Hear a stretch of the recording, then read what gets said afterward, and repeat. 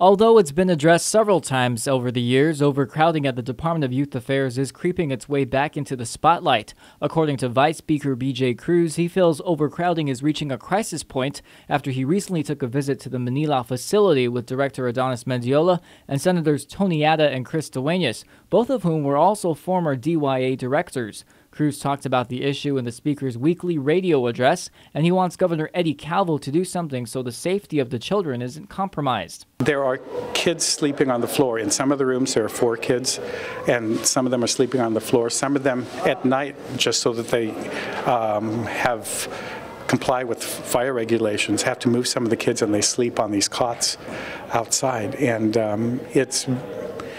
the situation is dire. There are 5 vacancies, and I think I overheard that the governor is going to be talking to DYA today, and I hope they go up and see how dire the situation is and how it has to be addressed. While the correctional facility is just one area that makes up DYA, Mendiola says filling in critical staff positions is another concern. He says they are budgeted to have 45 uniformed officers, but currently have 36 positions filled.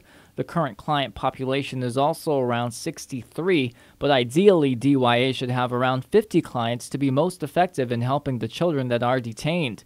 Mendiola adds he addressed his concerns with Judge Arthur Barcinas, the Attorney General's office, and others in the legal community on Tuesday. Judge Barcinas was very well spoken in our meeting about how he himself has gone from a simply punitive standpoint to now more therapeutic standpoint.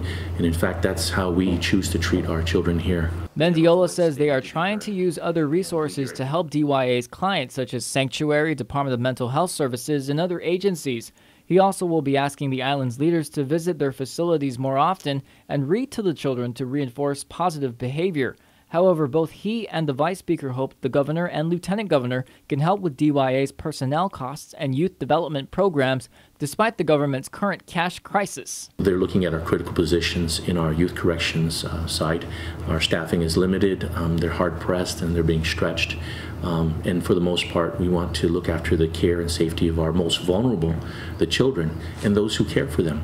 So I believe that the Governor and his offices will look closely at definitely funding those critical positions. I understand the financial and the money shortage, but we can't do it on the backs of the kids. It's too unsafe, and if anything should happen, we'll not be able to make up for that.